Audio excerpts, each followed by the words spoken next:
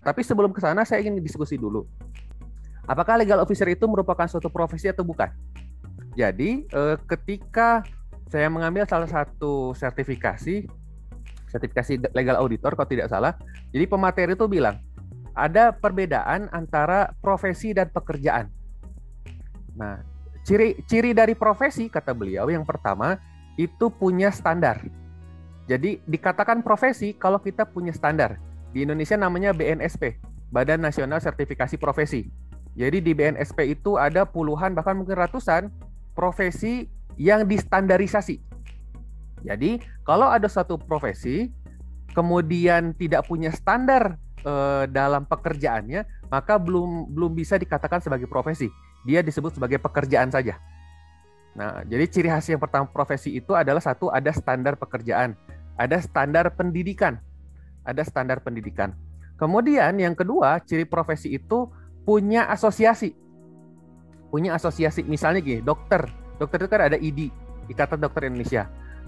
Advokat misalnya ada PRADI, ada KAI, dan ada Pradi 1 dan Pradi 2 dan Pradi 3 misalnya, atau organisasi advokat lain yang tidak jadi single bar tapi menjadi multi bar hari ini. Kemudian ada misalnya asosiasi dosen, kemudian ada asosiasi pengusaha kurir atau asosiasi pengusaha tekstil misalnya. Jadi ciri khas yang kedua dari suatu profesi itu adanya asosiasi atau orang-orang yang berhimpun dengan profesi yang sama. Jadi kalau ada satu pekerjaan nggak ada asosiasinya, nah itu berarti bukan profesi tapi pekerjaan. Kemudian ciri profesi yang ketiga itu adalah ada kode etik. Ada kode etik. Jadi ada aturan main bagi para pihak yang menjalankan profesinya. Kenapa aturan main atau kode etik ini penting?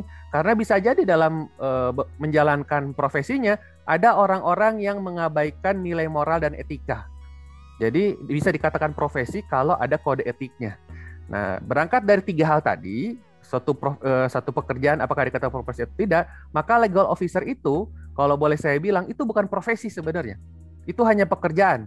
Karena yang pertama belum ada standarisasi di BNSP-nya, sejauh pengetahuan saya. Tidak ada Badan Nasional Sertifikasi Profesi untuk profesi legal officer itu nggak ada. Kalau legal auditor ada.